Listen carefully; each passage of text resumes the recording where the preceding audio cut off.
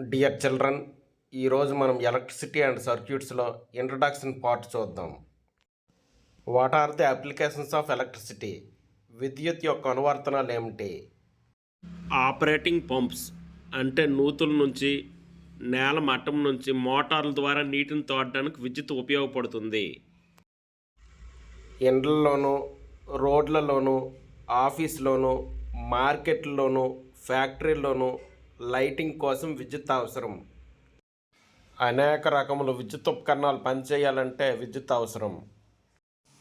Heating మరియు cooling వ్యవస్థల్లో విద్యుత్తును ఉపయోగిస్తారు. సమాచార ప్రసార సాధనాలు, ఉదాహరణకు ఫోన్లు, కంప్యూటర్లు, టీవీలు పనిచేయాలంటే విద్యుత్ అవసరం.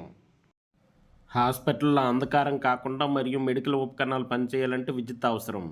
రవాణా రంగంలో, ఉదాహరణకు ఎలక్ట్రిక్ ట్రైన్లు, కార్లు పనిచేయాలంటే విద్యుత్ అవసరం. ఎంటర్టైన్మెంట్, వినోదానికి ఉపయోగించే టీవీలు, రేడియోలు పనిచేయాలంటే విద్యుత్ అవసరం. Source of electricity net torch. టార్చ్కి విద్యుత్ AA బ్యాటరీలు లేదా డ్రై సెల్స్ ద్వారా లభిస్తుంది. టార్చ్లో బ్యాటరీల్లో ఉండే రసాయన శక్తి విద్యుత్ శక్తిగా మారుతుంది. అంటే chemical energy is converted into electrical energy. Torch మధ్యలో ఉండే స్విచ్ను ఆన్ చేసినప్పుడు బల్బుకు విద్యుత్ సరఫరా జరిగి బల్బు వెలుగుతుంది. ఎలక్ట్రిక్ సెల్, విద్యుత్ ఘటం. An electric cell is a device that produces electricity from chemicals stored inside it.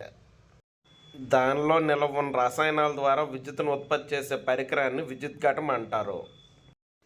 దీనికి ఒక మెటల్ క్యాప్, ఒక మెటల్ డిస్క్ ఉంటుంది. మెటల్ క్యాప్ వైపు పాజిటివ్ టెర్మినల్, మెటల్ డిస్క్ వైపు నెగిటివ్ టెర్మినల్ లేబుల్ చేయబడి ఉంటుంది. దానిలో ఉండే రసాయనాలు పూర్తిగా ఉపయోగించే వరకు బ్యాటరీ విద్యుత్తును ఉత్పత్తి చేస్తుంది. పూర్తిగా రసాయనాలు వినియోగించే బ్యాటరీని డిశ్చార్జ్ బ్యాటరీ అంటారు. విద్యుత్ భద్రతాపరంగా తీసుకోవాల్సిన జాగ్రత్తలు. డేంజర్ సైన్ విద్యుత్ వలన కలిగే ప్రమాదాలను గురించి హెచ్చరిస్తుంది.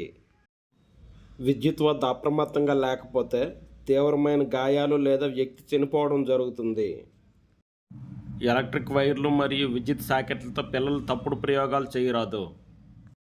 విద్యుత్తును ఉత్పత్తి చేసే పోర్టబుల్ జనరేటర్ల వల్ల కూడా ఒక్కొక్కసారి ప్రమాదాలు జరుగుతాయి.